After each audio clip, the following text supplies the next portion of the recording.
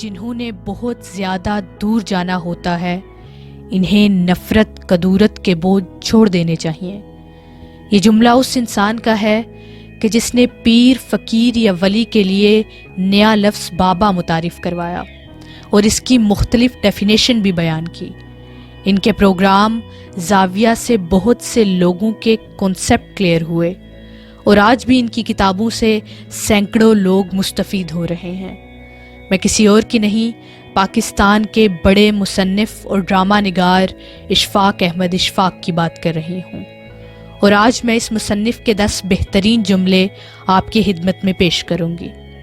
Video शुरू करने से पहले इस चैनल को सब्सक्राइब ज़रूर कर दें ताकि मज़ीद प्रोडक्टिव कंटेंट आपकी खिदमत में पेश करती रहूँ।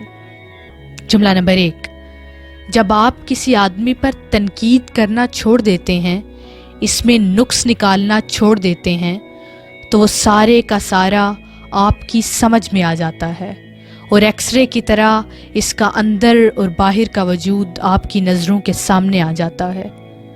दूसरा बेहतरीन जुमला, तुम ये कैसे कह सकते हो कि फ़लाँ घटिया है और फ़लाँ बढ़िया है, इसका दर्जा बुलंद है और उसका दर्जा कमतर।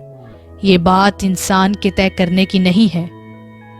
एक और जगह कहते हैं, अगर अल्लाह ने वो ले लिया जिसे खोने का तुम तसव्वुर नहीं कर सकते थे, तो यकीनन वो कुछ ऐसा भी देगा जिसे पाने का तुमने कभी सोचा भी ना होगा।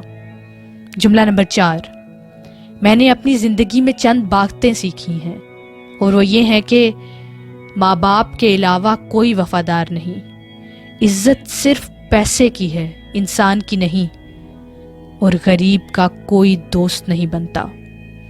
5वां बेहतरीन जुमला, वक्त से पहले और किस्मत से ज़्यादा कभी नहीं मिलता। जुमला नंबर 6, जब इंसान अंदर से मर जाता है तो वो हद से ज़्यादा खुश अखलाक हो जाता है। 7वां जुमला, दौरान गुफ्तगू सबसे बड़ी गलती जो हम करते हैं वो ये होती है कि हम समझने के लिए नहीं सुनते, जवाब देने के लिए सुनते हैं।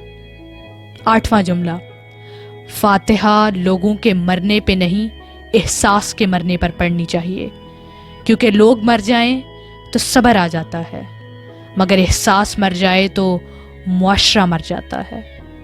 9वां बेहतरीन जुमला, एक दिन हम सब एक दूसरे को ये सोचकर खो देंगे कि जब वो याद नहीं करता तो मैं इसे क्यों याद करूं।